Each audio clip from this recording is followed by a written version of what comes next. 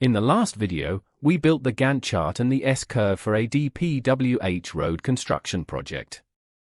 Those bars looked convincing, but where do the actual bar lengths come from? Today we go one level deeper, how to calculate the duration of every activity, from first principles. Every activity duration comes from one simple formula. Duration equals quantity, divided by daily output, times number of crews. Quantity is the work volume from the bill of quantities. Daily output is how much one crew finishes in a working day, from DPWH standard output rates or your own crew data. Number of crews is how many of those crews you run in parallel. Divide quantity by output, divide by crew count, and you get workdays. Convert to months at 26 working days per month, DPWH practice. Let's work through Earthworks. The bill of quantities calls for 13,650 cubic meters of excavation and embankment. A standard earth-moving crew outputs about 350 cubic meters a day. With one crew, 13,650 over 350 equals 39 workdays. Over 26 working days a month, that's exactly 1.5 months, the Earthworks bar on our Gantt chart.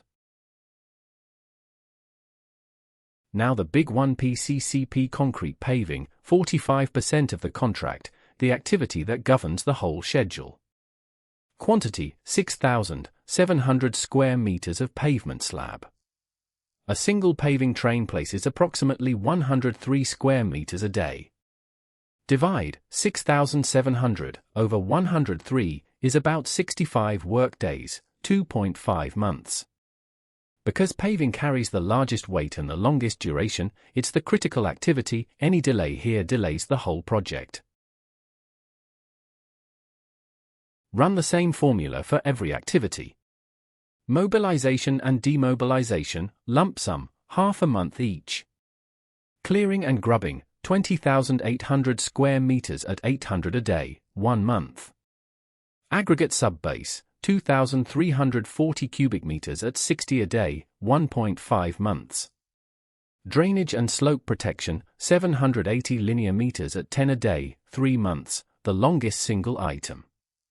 Shoulders, 1,950 square meters at 50 a day, 1.5 months. Markings and signage, 2,000 linear meters at 95 a day, approximately 0.8 months. 9 activities, 1 consistent method. Bring these durations back to the Gantt chart from our last video, and every bar length is now justified by a real calculation, not a guess. The bars still overlap. Clearing starts immediately, Earthworks chases behind it, subbase chases Earthworks, and paving follows subbase, while drainage runs in parallel. The 9 durations add up to more than 12 months of work, but smart sequencing, running crews side by side, compresses it all into the 6-month contract term. Let's recap. Duration equals quantity, divided by daily output, times number of crews, converted to months at 26 working days per month. Pull quantities from the bill of quantities, output rates from DPWH standards or your own crew data, and choose your crew counts. Do this for every activity, and you have real, defensible durations for your Gantt chart.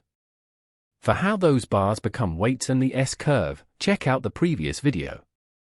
Thanks for watching.